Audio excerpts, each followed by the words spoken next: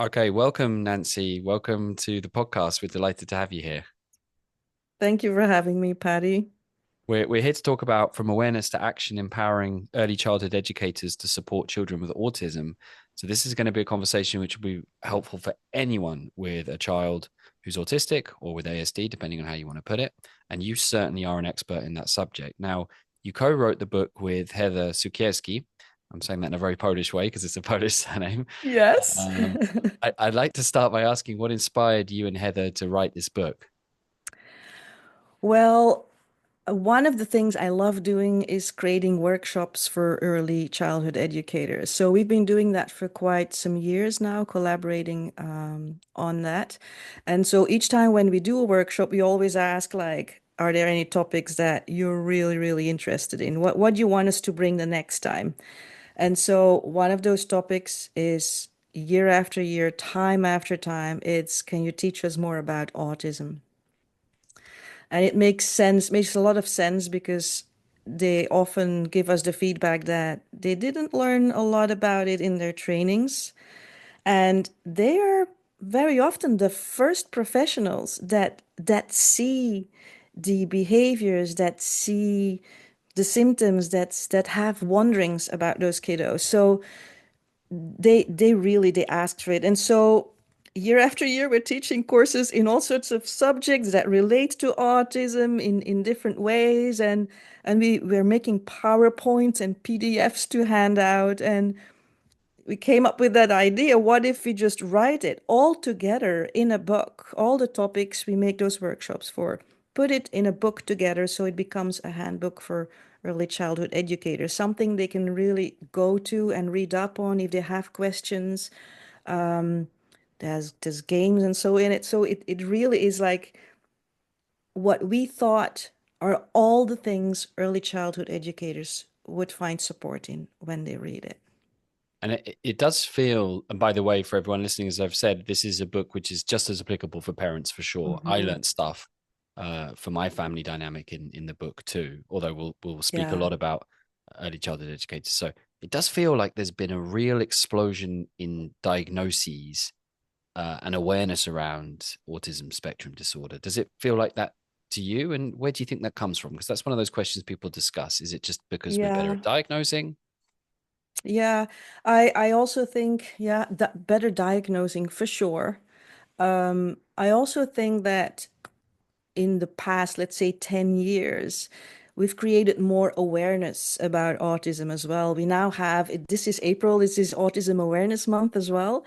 So generally, I think the public is also a little bit more aware, and when there's behavior showing up that might be irregular, or you have wonderings about, I think parents are, yeah, or seeing it maybe more quicker, or therefore maybe going quicker for diagnosis. Maybe it depends a little bit from country to country as well. I've lived in different countries, and I am feeling that for some reason, certain places where I lived seems to be more kids diagnosed.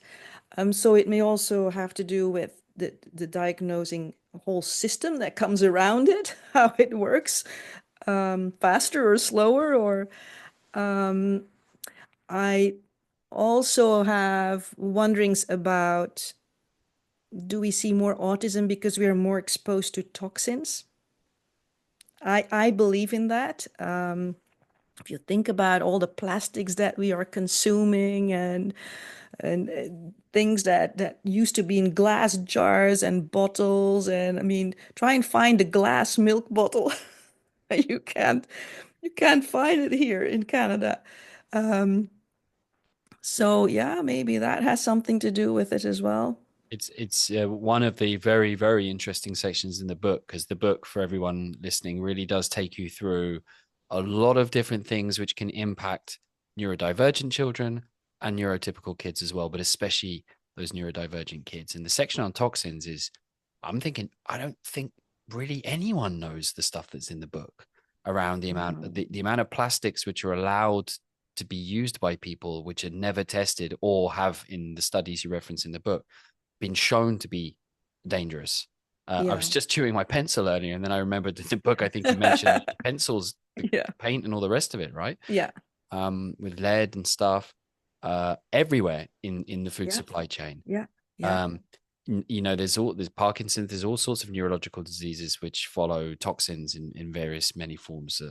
So it's a very interesting subject, but maybe I'm getting ahead of myself.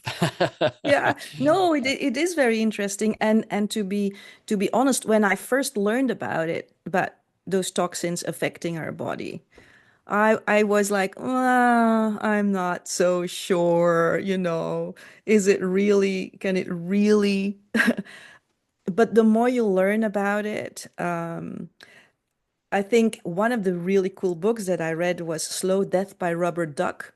I don't know if you've read that book, but it has this little yellow toy duckling on the cover, and on that cover it also shows us all the toxins that have been put in that little duck. And reading that book was for me a really an eye opener. Yeah. So Um, let's plastics, rubber duckies in the bath, which get more toxic when they get warmed up. I remember you telling me that once. It blew my mind because we had about five in the bath when you told me that. They've gone. What's the most practical thing for a mum and a dad listening to us now if they're thinking, "Ooh, I've been letting my kid put all sorts of plastic things in their mouth. I just assumed it was safe because why wouldn't it be?" yeah, I think I would say common sense. Common sense, because we can't really control all the plastics that are surround us. We can't avoid them. So I don't think we have to panic about it or being overly focused about it, but we can make really good choices. So like if you go to the supermarket and you're purchasing a product that is available in a glass jar versus a plastic jar, then I personally I will purchase the glass jar. If you're thinking about very, very cheap toys, they might be produced in countries where the regulations are different and there might be more toxins in it. Mm, We also know that old toys, so toys that you may, I don't know, that you may purchase on a flea market or so, if they're really, really old, the paints that were used for those toys, they may still have lead in it. They should not have it anymore because we have different regulations now. But those things, I think it's more common sense things. mm. If you can make a difference there, I think that would, yeah, would make a difference. I think would just be, You mentioned in the book about Lego, which was a bit of a sad moment for me. I was desperate to get yeah, all my Lego out for my kids, and then realized that up until I think in the book it mentions up until about the mid '90s or early '90s. yeah, yeah, Might be wrong. yeah. There, Yeah, there the was real old, I have the same thing. We have old Lego from when we were kids, and I just proudly always use that for when we had visitors or for my own kids. But yeah, that's there was a turning point there where the old plastics were, yeah, a little bit more toxic than and but the good thing is we have new Lego, Patty. yeah, we can still play with our new Lego, Yeah, which I do. Um, okay, so I thought what we could do, Nancy, is kind of walk and talk our way through the book and touch on some of the key points you make. yeah, Um, and I mean, there's so much here. I know we're not going to be able to cover everything. So everybody get the book. It is definitely good for educators and parents as well. And I really do mean that, having read it myself. And I think one of the biggest and most important sections of the book is around a child's experience of the sensory world and a child's sensory experience of the world. yeah, And both you and your co-author Heather kind of take us through actually how sensory is kind of the building block of how a child's mind gets put together, which I yeah, think is not necessarily something most people would kind of understand because you don't associate touch and taste with, like learning around the world or like the yeah. global development of the brain. But in the book, you guys make a very strong case that this is actually the primary way in which a child starts to organize their view of the world. Can you touch on that? Yeah, so if you think about when a baby is born, the baby just goes through a big change because it comes from a tight space, a warm space, a moist space. And so once they come into our world, everything is like very bright, it's cold, it's not tight anymore. So there is a really a really big difference for those sensory systems in that moment. And so babies really need to learn how to be in that world and regulate, because the sounds are going to be different than the sounds the baby heard before. The touch is feeling different. It's not in a watery environment anymore. It's in a dry environment. So everything becomes different in a sense that you kind of need to relearn the senses a little bit or how to perceive that information. And so that is one really big important thing. And when you look at the neural network, when a baby is born, it has an enormous amount of cells, but it still needs to start making connections. And what's the driver to make those connections? That are those sensory systems, because we need them in order to be in the world, to take in information. So that is one big component together with the attachment figures, right? So that is of course the other component. So those two, the sensory and motor systems and a strong attachment, by experiencing the world, by doing things together, by playing together, by going on walks together, we get that information in, and those systems start to form networks. It also reasons then if there's something in those systems irregular, that it may also lead to irregularities in that network. Yeah. So, sticking with sensory for now, for sure, we're going to come on to attachment, which is a huge piece of this, and sensory Yeah, and yeah. motor. We'll move on to motor.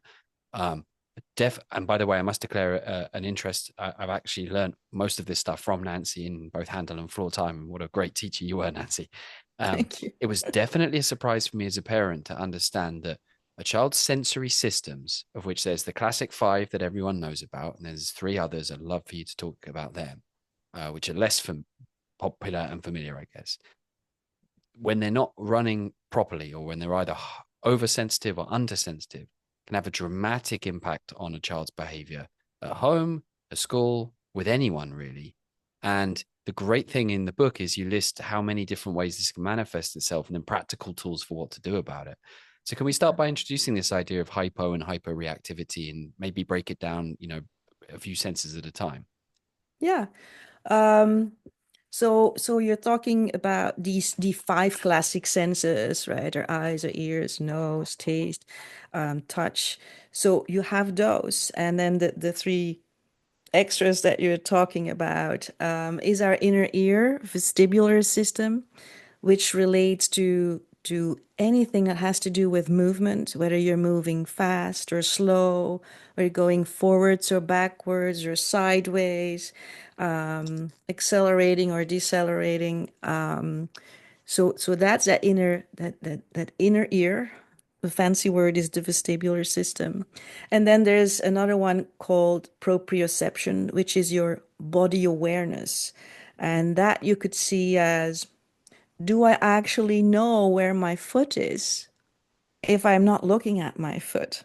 Right? Can I just feel it? Do I know where my body parts are? Do I know where my hand is right now?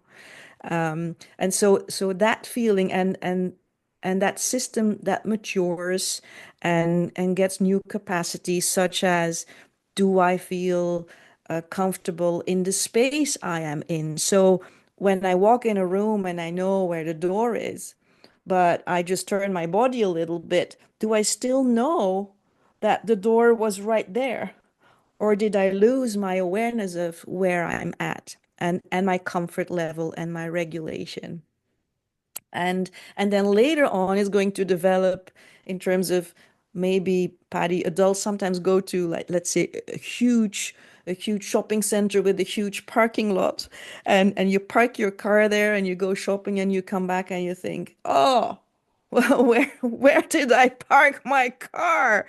So so those things, all they start flowing from proprioception, together with your visual system that also has information. Maybe your smell is also part of it, because you remember that when you came out of the parking lot in that shopping center, you were close next to a bakery, because maybe you were smelling the bread. So all these systems are starting to work together to give us information. What they also do is, let's say, if if one isn't working optimally, the others can also start to help out a little bit. So they're gonna raise their alertness to help out for the one that is challenged. So they do that. So they have to be mature on their own. They have to be able to work together, and they have to be able to, or they do help each other out when one is challenged. So they do that. Now, thinking about that hypersensitivity and hyposensitivity, you're going to see that in behaviors. You will see that when you have a very loud sound suddenly, that children might put their hands over their ears. Even us as adults, if something we hear is unusual, like you're going to see it in our behaviors. So you're going to see children have behaviors that will indicate like they're challenged in this moment. Maybe I don't want to wear my pants because my pants are really tickling my skin all the time. And so now I may be this kiddo where moms will say, he can't keep his clothes on. Wherever we go, he's taking his clothes off. So that could be a hypersensitivity.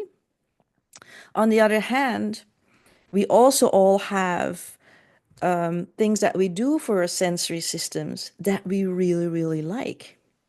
So when somebody is dysregulated, maybe it really helps to, you have a really soft sweater on, and maybe you like just fidgeting with the fabric of your sweater because it feels good and and it feels like a calming effect. So you're going to see behaviors that they do in relation to those sensory systems that are going to be more seeking because they get something out of it, right? And that something could be regulation, could also just be interest and exploration.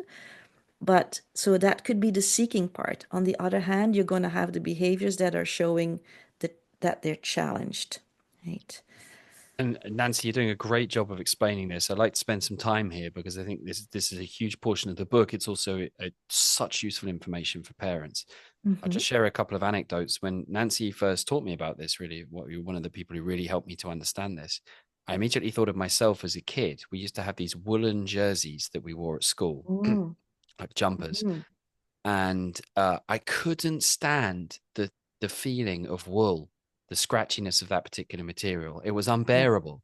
Even to this very day, for 35 years later, I still can't wear that kind of wool. And yeah, of course, my parents interpreted that, no fault of their own. They didn't know anything about tactile hypersensitivity to anything. They thought I was acting out and behaving badly. Now I look back at that and go, it was very obvious that at least to that particular fabric, I was very sensitive. Cotton, other yeah, stuff, totally fine. yeah. Um, Now with my daughter, for example, when she was much younger, my second daughter Mia, she'd often kick her legs when she was dysregulating, having a meltdown, and that could Mm-hmm. involve kicking me.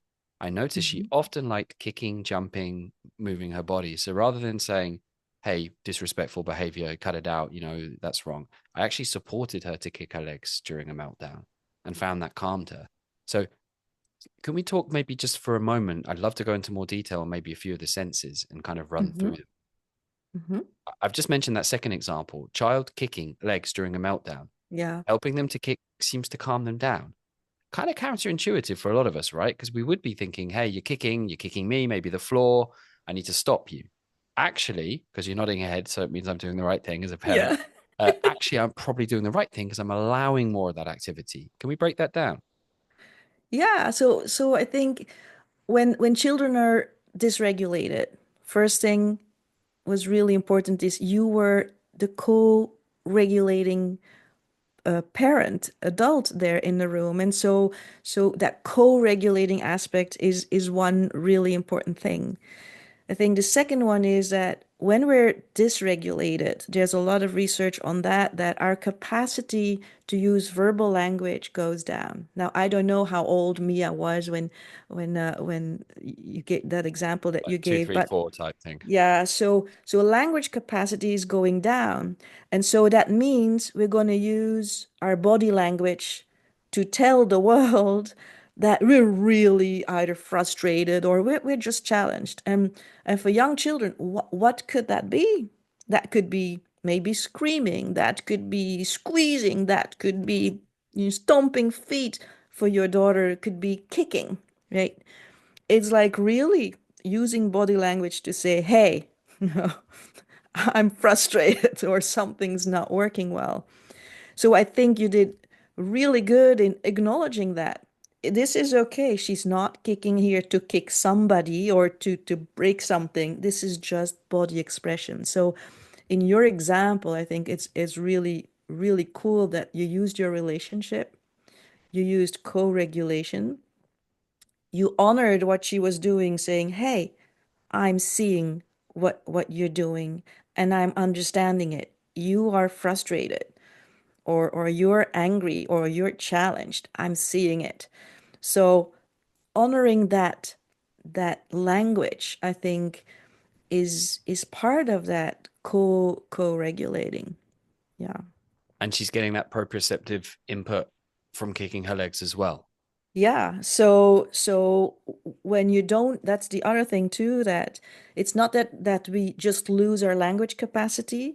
There's also research on that we lose or we have reduced awareness of our body as well. So that means when she's kicking, when you kick something, you might feel your body better, right? So so it's all again, there is sensory systems that are used, first of all, to use my body language, but at the same time, what she was doing also helped her in finding her and feeling her own body better, which then we need for becoming regulated again. So if you're a parent or an educator listening to this and you're thinking, oh, I have a kid who's punching, kicking, maybe hitting their head, that's a common thing I know with Mhm. some children who are autistic, or kicking out.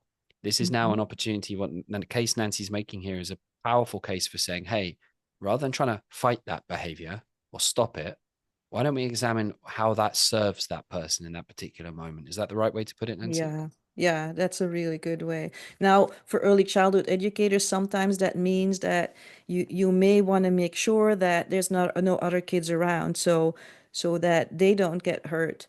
But yeah, honoring that behavior and trying to figure out what's happening here and co-regulate with that child. And we sometimes do that here in therapy sessions too, where we know kids are going through really difficult times, kids that are on the spectrum or not on the spectrum, and that they're angry about something, or there was loss of, let's say, a pet, their dog passed, or and they're upset about it and they're angry, and you see it in how they play in play sessions. We might just have a session saying, hey, you're angry, right? And when they throw balls, I may just have a big box with bean bags or rice bags that that we can just throw, like, and say, yeah, we are angry, aren't we? And just make that into an activity that is going to kind of let the steam out, let the frustration out.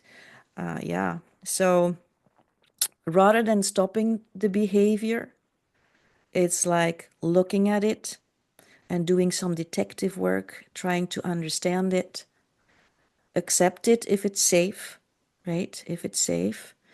And then I think you're going to see that the calming or the regulating capacities will start to develop, to show up. Thank you. I know that's going to be actionable information for every parent listening. It's a very common thing. People say, my Mhm. child does X when they're upset. Should I allow it or not? And I think you made a good case there. So maybe let's return to this idea of hyper and hypo, because those are two Mhm. words that, again, not everyone will understand. Mhm. Hypersensitive and hyposensitive. What does that mean? Well, first of all, you have your structural systems in your body physically. They have to be functioning. Um, and then so the information is going to go towards the body with whatever you're doing, could be being outside, playing on the playground. There's all sorts of sensory information coming in. And then that information is going to be registered, right? And from registering, then it goes to other areas of the brain where it's going to be processed more. So anything that may be challenging for the body, anything, I mean, in that path of taking it in, passing it on to the brain, and doing things with it, anything that is irregular there might show up in those behaviors that we can say they're hyper or hypo. And yeah, so an example for that would be when a sound comes in. For example, the sound comes in via your ear. It needs to pass little muscles first in the middle ear, that is sound dampening, and then it's passed on to the next structure, and then it goes all the way via that cranial nerve to your brain, where then also there's discrimination processes where it needs to focus on something and try to discriminate another thing. And so anything in that pathway. So let's say if the muscles of the ears are having low tone and are not working very well, then the first moment that sound comes in, that body is going to go, oh, loud, right? So first irregularity there, hypersensitive. Then the information is going to pass further to other areas where discriminating processes have to take place. Because maybe I'm hearing more than just that sound, right? I'm also hearing the environment or a car that passed. I hear a bird that was making sounds. So then discriminating, what am I gonna attend to, and what can I just try and dismiss in this moment? What is really needed for further processing? All that, when something goes irregular, you're going to see that behaviors could then be hyper or hypo. So someone might be trying to seek out certain sensory inputs because they feel it's not registering really well. So then they might start seeking it more. But when it's challenging, when it comes in, then they're gonna have avoidance behavior, or not necessarily always avoidance, but you're gonna see that their body's gonna tell us, no, this is not within my comfort level. The book is absolutely filled with examples of how this Yeah, actually plays out. It's in yeah, the classroom setting, but it's just as applicable at home. yeah, Um, yeah, just again, personal anecdote. When I go into a shopping mall and there's loud music and lots of people, so it's yeah, hot, bright, and noisy, I'm a yeah, different person. I'm not a nice yeah, person anymore. Like I need to get in and out as quickly as possible. And if I yeah. don't, then there's going to be a big issue. So for everyone listening right now, one of the exercises you can do is reflect on just the triggers you have, and your child has these as well.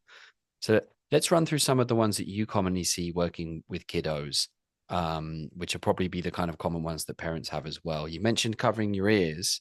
Mm-hmm. Is that a Mm-hmm. common sensitivity that children have? And how does that manifest itself in kind of behavioral challenges? Well, you will see that a lot in the sound sensitivity. The covering your ears is the most obvious one, right? But you can also have kids that don't cover their ears, but they may want to go out of the room, just like you're saying in your shopping center. You wanna get out of there. Kids may also just have that feeling. Or maybe they're trying to shut it down. Some brains can do that. Like if I'm overwhelmed to sound, why don't I just kind of shut the sound system down and start to ignore that? And so that may be the kiddo that has actually good hearing when their hearing is tested, but parents will say, "Well, he's not hearing me when I call his name." So I think the hearing system is very challenged often in early educational settings. Because I don't know if you're aware of that, we probably are, but when you are in such setting with 15 kids, 20 kids, 25 kids, young kids, there's a lot of sounds, and that whole time that you are in that setting, there is no way you can turn that sound down. You have no control over it. So that is something that we wanted people to be aware of. Now, in early learning settings, what you can do is some daycares have a quieter room. If that's possible, then that's a good thing. We can also have sound dampening and sound canceling headphones. You could have classical music on, and that might mask all the tiny little sounds in the room. So we try to accommodate for that. That is one really good thing we can do. Another behavior that shows up very often is children that are constantly on the move. They can't sit still. Teachers are saying, well, we have circle time and I have 15 kids, and little Johnny is running in the classroom, and I cannot allow that because I have no control what Johnny is doing over there, so it's not safe. He needs to stay here. I can't strap him here on a chair, which they might have done 20 years ago. So those are questions that really, really pop up. So that need to move relates back to, remember we talked a little earlier about those sensory system others than the five classic ones. That inner ear vestibular system is exists of little canals that have fluids in it. And it's when the fluids move in those canals that they're going to touch little hair endings in those canals. So when the fluids move, the hair endings are going to be activated, sending information to the brain. This is such important to realize because how do we activate that system? By moving the fluids. How do we move those fluids? By moving our bodies, right? So if children need vestibular input to have that system awake, and we often see that children are more engaged when they can move, it's important that we can let them move. Now, it's not easy in a daycare setting, like I said, 15 kids, and you want control. So here you can do things like have a little rocking horse on the side of your reading carpet where little Johnny can just be on the rocking horse and just rock a little bit while he's then fairly close to you. His needs are met. You have more likely more attention from Johnny, more engagement from Johnny. So that is important to not stop the behavior, because if you stop the behavior, you're basically make the child go in more dysregulation than regulation. He's showing you what they need. So if we don't give what they need, we're not going to have a regulated child. We're not going to have a child that feels comfortable being in that classroom with that group of 15 other kids listening to your story. There's so many stories within the book where you show how you can apply this. So would I be right in saying that as a mum or a dad, if I'm thinking, oh my gosh, my kid likes doing X, they love it all the time. Mhm, If I allow them to do that, or I create the conditions in which they can kind of get that need, whatever it is, met, that's a good thing. mhm, mhm, So mhm, let's maybe take an example. My kid's a bit of a hitter, and I'm a bit worried about the hitting, but I also mhm, noticed that they really like pushing and heavy kind of play and roughhousing maybe with mum or dad. Sometimes it gets a bit too violent. I'm maybe a bit worried about that, but I'm also a little bit worried that my kid's hitting a lot. mhm. What would be your advice on that? I think it's not just sensory too, but there's also that development of of the social and emotional development that might be there too. So a very young child again will not use their word language, but might go quicker to hitting. So that is one thing I'm thinking about. The other thing, what was I going to say about that? So yeah, it could be that also when you have irregularities in your sensory systems, that you have not the optimal control about how your muscles are being used in that moment. So you see that a lot as well, like overuse of muscles. And that's not just hitting, Patty. That could also be when you're throwing a ball together. Sometimes they throw a ball, and in my clinical practice here, so I'm thinking they're throwing the ball as if they're going to crash my window. And it's not necessarily purposefully done, but it could also relate to sensory irregularities where you have lesser control about that. Then there's also our reflexes. Our reflexes are our motor systems that are active after birth and in the first year. And then they integrate, and we have more control over our motor movements. And we can have children that are 5 or 10 or 16 or adults even that still have some of those reflexes that have not fully integrated and have become mature motor patterns. So those kiddos will very often present with quick movements, and it's like, Johnny, you pushed Sophie, it's like, no, I did not, because they didn't really mean that, but those were really quick reactions that the body just did without thinking about it. Yeah. So there's really different angles how you can look at what your daughter is doing.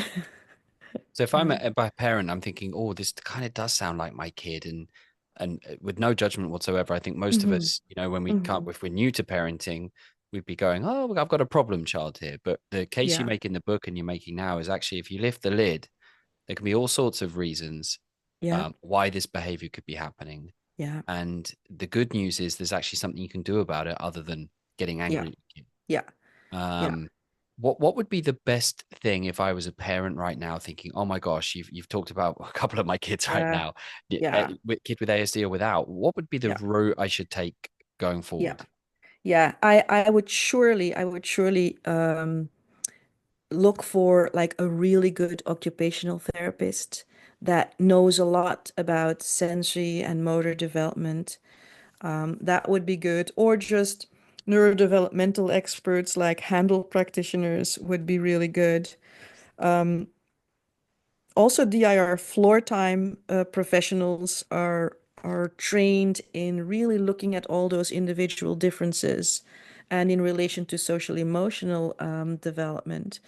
Yeah, but I would really seek out a professional that looks in an integrated way, not just in isolated things. When you start looking at just isolating behaviors and fixing those, that's where we need to kind of step away from. And that's what parents often want. That is also often things that the early childhood educators are asking us. Little Johnny is doing this, and how can I stop this?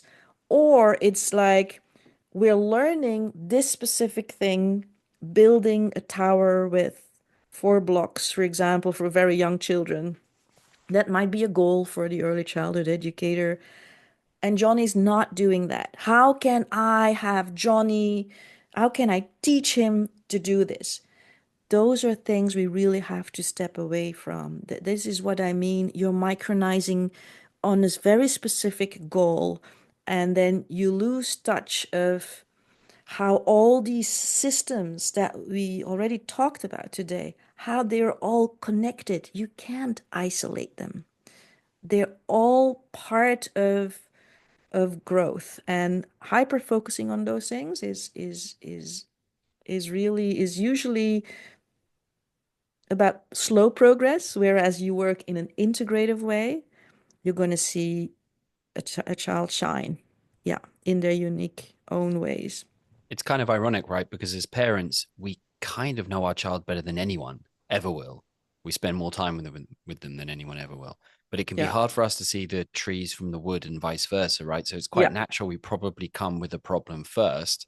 yeah, My kid hits, my kid's yeah, not focused, teachers yeah, complaining that my kid is misbehaving. But that can be the door that opens to a possibility to see our child in a new light.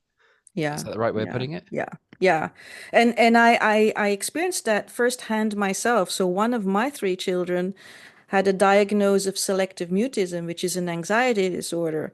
And so for, oh, I think between his 4 and his 8 years of age, he had like 4 sessions a week. There was psychology, there was speech support, there was play therapy, there was extra English. And in all those years, 4 sessions a week, nothing helped him talk or made even the slightest step towards progress. And so it's when I started looking into those more holistic ways, and I went to a course. I was teaching for international schools at the time, and for continuing education, I was sent to a course called Holistic Approach to Neurodevelopment and Learning Efficiency. And that taught me that we had been focusing for 4 years on having my child talk, and that was the goal and focus. Whereas when you started looking at, well, what needs to be in place in terms of brain development in neural systems, what needs to be in place and functioning in a fairly comfortable way in order for us to have that capacity to talk and be regulated so one can talk. Once that was flipped, my child spoke 2 months later, just by changing the shift not on speech, but on root causes in different systems. So yeah, that is a really good point that we have to highlight. Going deep enough to how the brain develops, what happens first, and see whether was that all within a comfort level, were the surroundings supportive, was the environment supportive. We also look at the relationships, how was the dynamic between those, and that's why we want to have that holistic look. Yeah. Yeah. The great thing about the book is you do go holistically through many of the systems and processes of the body, the brain, and the mind. Let's move on to some others then. We focused on sensory, but I think you've given a really Mm-hmm. good case there for how it works and some strong Mm-hmm. advice on what to do next, which is to go see an OT, an occupational therapist.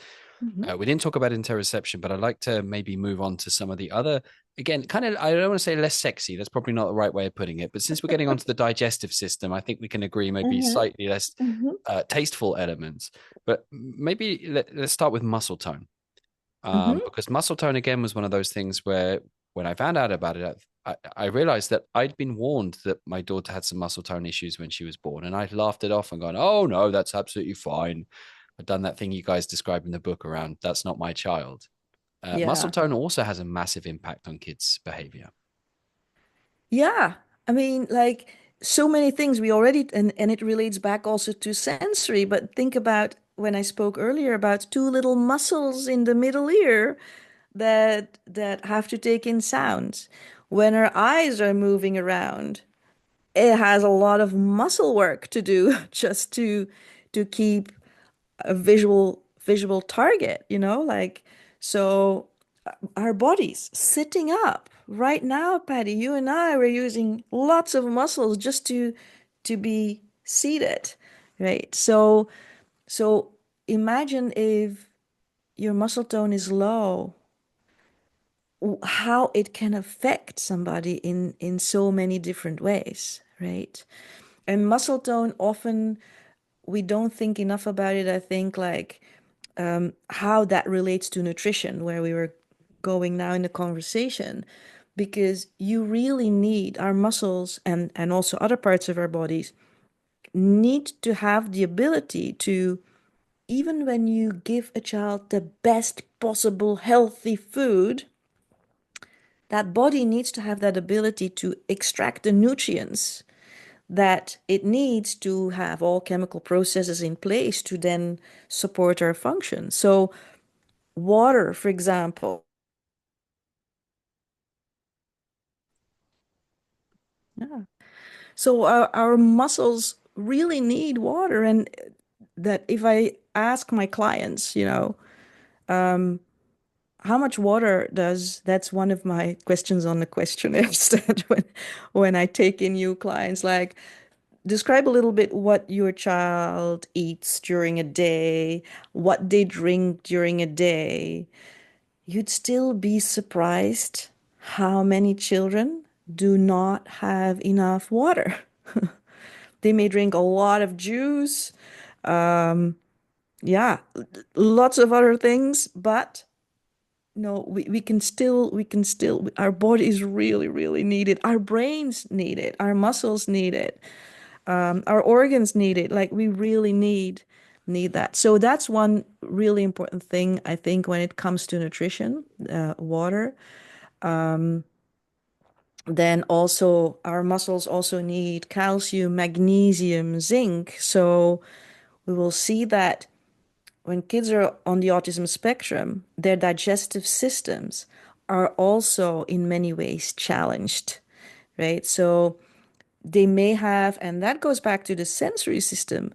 Let's say you don't chew your food well enough because maybe you have a tactile irregularity and the food doesn't feel really enjoyable in my mouth. So now I might swallow it way quicker than I should, right? So what happens is in the mouth, I wasn't chewing it. Normally that chewing process is part of signaling the brain what type of food is going to go into my body. It's preparing the stomach. It's making digestive enzymes.